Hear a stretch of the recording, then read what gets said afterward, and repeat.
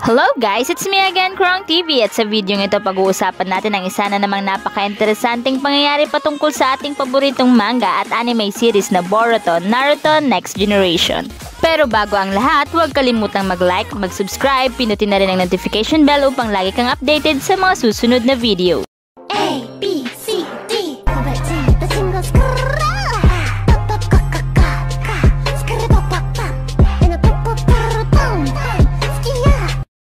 Sa video ito pag-uusapan natin kung bakit kaya pinigilan ni Hiruzen na masummon si Minato during Konoha Crush.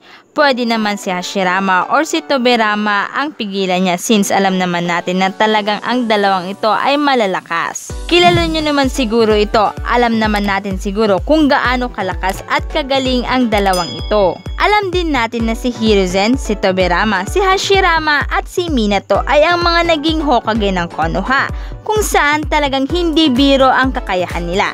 Lalong-lalo na ang naunang Hokage na si Hashirama Senju at ang ikalawang Hokage na si Tobirama Senju. Si Hashirama Senju na tinaguri ang God of Shinobi dahil sa kanyang hindi mapantayang lakas, kung saan siya mismo ang nag-umpisa ng kapayapaan sa pagitan nga ng kanyang angkan na Senju at sa angkan ng mga Uchiha.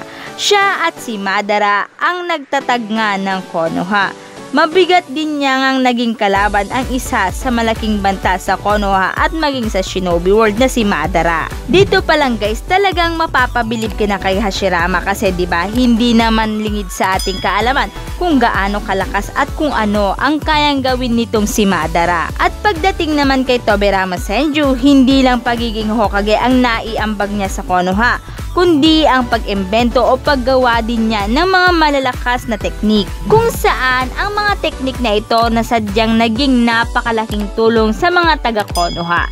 Ang isa nga sa napakalakas na teknik na ginawa niya ay ang Flying Thunder God technique na isa naman sa signature technique ni Minato Namikaze. So yan, alam natin na pare-pareho silang malalakas, pero ito, bakit kaya o ano kaya ang naging basihan nitong si Hiruzen Sarutobi kung bakit nga pinigilan ang paglabas o ang pag-summon kay Minato? Ang ibig sabihin ba nito ay takot siya kay Minato or meron pa kaya siyang ibang dahilan kung bakit nga niya nagawa ito? Nangyari ito during chapter 117 kung hindi ako nagkakamali at episode 69 ng Naruto. Pero kung nagtataka kayo kung talagang si Minato ito, sa manga series kasi hindi ipinakita kung sino ang ikatlong isusummon, pero kung mapapanood nyo yung anime series, makikita dito na may lumitaw na Japanese symbol na 4, at kung mapapansin sa mga nasummon ni Orochimaru, halata naman na ang tatlong namatay na Hokage ang isusummon niya. Ang ginawa ngang pagpigil ni Hiruzen Sarutobi sa paglabas ng ikatlong isusummon ni Orochimaru ay maraming ang naging interpretasyon, depende ito sa mga nakakapanood. Pero karamihan nga sa mga sinasabi nila ay dahil sa takot nga itong si Hiruzen kay Minato. Sinasabing mas mahirap daw kalabanin si Minato kung ikukumpara nga kay Hashirama at kay Tobirama. Sa pagkakaalam ko, hindi naman directly sinabi nitong si Hiruzen na takot nga siya kay Minato, pero ayon sa ibang Naruto fans, hindi naman daw kinakailangan na sabihin pa ni Hiruzen ang pagkatakot niya sa ikatlong isusummon kasi based pa lang sa mga galaw niya, talagang nagpanik na siya sa ikatlong isusummon ni Orochimaru. Pero bukod nga sa mga rason na yan, alamin din natin ang ibang ang nakita kong rason kung bakit nga ginawa ito ni Hiruzen Sarutobi. Kasi parang ang unfair naman kung sasabihin natin agad na talagang takot siya dito, 'di ba? So ito na nga ang ilan sa mga naging teorya or nakikita ng rason. Una, dahil sa hindi na niya kayang i-handle o pagsabay-sabayin na kalabanin ang tatlong ito. Yung tatlong ito ay si Hashirama, Tobirama at si Minato. Meaning, alangan naman kasi na hintayin pa niya ang ikatlong isusummon. E di kung hinintay pa niya ito, madadagdagan pa siya ng kakalabanin. Imbis na dalawa lang, magiging tatlo pa.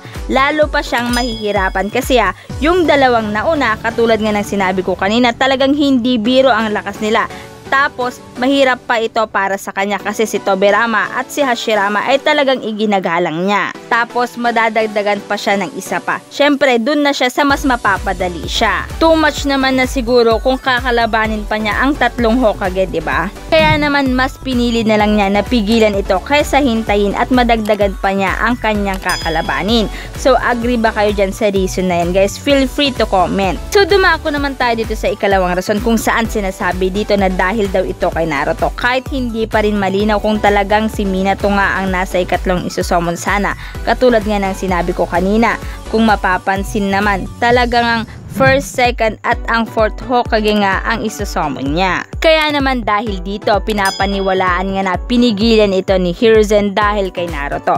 Diba kung mapapansin, kahit na ang una at ang ikalawa ay hindi nga nakaligtas sa teknik na ito ni Orochimaru, kung saan ay talagang kinalaban nila si Hiruzen at mistulan ngang magiging banta pa sila sa Konoha. So kung nangyari ngang masummon si Minato, syempre kakalabanin din niya si Hiruzen at baka isa rin siya sa wawasak sa Konoha. So meaning kapag ito ay nakita ni Naruto, maaring dahil dito ay magbago ang kanyang pamumuhay at paniniwala. Pero para sa akin, that reason medyo may doubt ako kasi since that time, sa pagkakaalam ko kasi, di naman alam ni Naruto na tatay niya itong si Minato. Depende na lang siguro kung iniidolo niya itong si Minato that time. So ang ikatlong rason or teorya ay sinasabi ang dahil naniniwala nga daw itong si Hiruzen na hindi niya kayang tapatan ang bilis ni Minato. Alam naman natin na na-master na nga ni Minato ang Flying Thunder God at dahil dito marami siyang nagagawa na hindi natin inaasahan. At dahil dito, walang panama si Hiruzen sa bilis na ito ni Minato.